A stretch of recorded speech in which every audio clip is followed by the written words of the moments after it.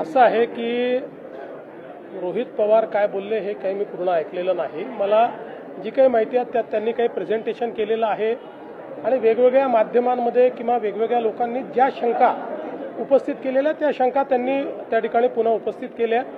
पहिल्यांदा तर अजितदादा पवार हे आपले महाराष्ट्राचे लाडके आणि अतिशय वरिष्ठ अशा प्रकारचं नेतृत्व होतं, त्यामुळे त्यांच्या अपघाताची पूर्ण सखोल आणि नीट चौकशी झाली पाहिजे ही मागणी काही चुकीची नाही। पहिल्यांदा ही मागणी मी स्वतः केली होती।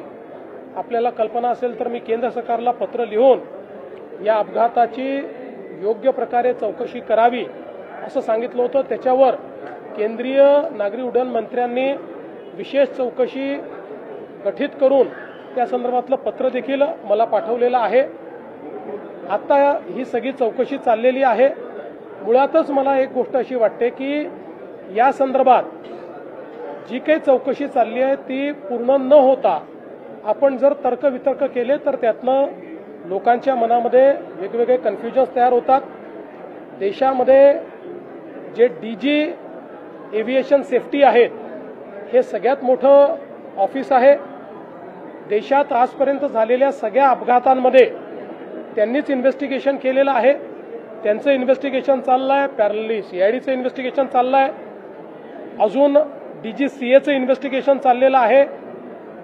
ब्लॅक बॉक्स जो आहे तो पूर्णपणे सापडलेला आहे।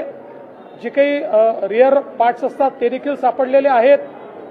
जे कम्युनिकेशन पायलट आणि एटीसी मध्ये होतं ते कम्युनिकेशन देखील त्या ठिकाणी डिजिटाइज असतं। त्यामुळे सगळ्या गोष्टी मला असं वाटतं की त्या ठिकाणी आहेत। तिथले जे काही नमुने आहेत ते त्यांनी नेलेले आहेत, त्याचा देखील जो काही फॉरेन्सिक आणि बाकी ऑडिट करावं लागतं ते चाललेलं आहे। अशा परिस्थितीमध्ये मला असं वाटतं की ही जी चौकशी आहे ती चौकशी आपण पूर्ण होऊ दिली पाहिजे। आणि माझं स्वतःचं मत असं आहे की भारतातल्या चौकशी यंत्रणांवर कोणीही त्या ठिकाणी गैरविश्वास किंवा अविश्वास दाखवू नये, कारण आज भारतातल्या चौकशी एजन्सीज या आंतरराष्ट्रीय स्तराच्या आहेत। अनेक छोट्या देशांमध्ये आपल्याकडनं चौकशी करता लोक बोलवले जातात। मला असं वाटतं की ठीक आहे, भावनेच्या भरात कदाचित ते असं बोलले असतील, पण साधारणपणे आपल्या देशातल्या एजन्सीजवर आपण कधी अविश्वास अशा पद्धतीनं दाखवत नाही। याही ठिकाणी दाखवण्याचं कारण नाही। आपल्या सर्वांचेच ते लाडके नेते होते। प्रत्येकालाच असं वाटतंय की त्यांच्या या अपघाताचं सगळं सत्य बाहेर आलं पाहिजे। ते सत्य निश्चितपणे बाहेर येईल हा मला विश्वास आहे।